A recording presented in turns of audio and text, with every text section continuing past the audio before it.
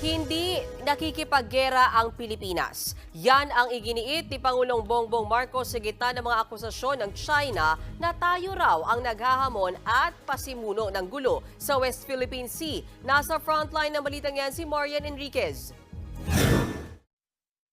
Bumisita kanina sa Mawab, Davao de Oro si Pangulong Bongbong Marcos. Pinulong niya roon ng mga sundalo ng 10th Infantry Division ng Philippine Army. Sa kanyang talumpati, iginiit ni Pangulong Marcos na hindi naghahamon ng giyera ang Pilipinas sa kahit anong bansa. Ayon sa Pangulo, wala naman tayong gustong pasukin at dinidepensahan lang natin ang ating bansa. Kung nagawa raw ng ating militar na depensahan ng Pilipinas laban sa mga aniyay internal threat, tiwala ang Pangulo na magagawa rin ito ng mga sundalo sa mga banta sa labas ng bansa.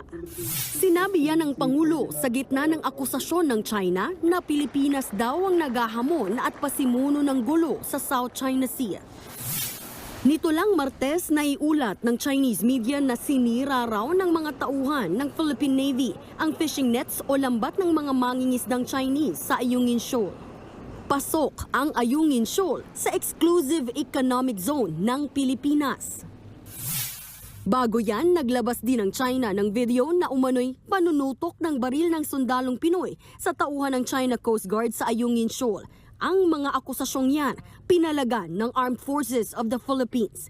Giit ng AFP, nililihis lang ng China ang atensyon ng publiko mula sa kanilang iligal at agresibong mga aksyon.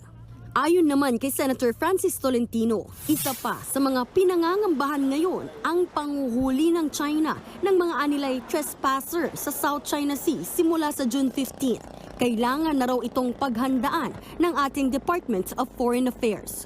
Sabi ko sa DFA kahapon, paghandaan nila yung mangyayari, kung ano yung mga kasong isasampa, kung sakaling manghuli ang China, kahit isang mangingisda lang, lalabagin ng China lahat ng batas.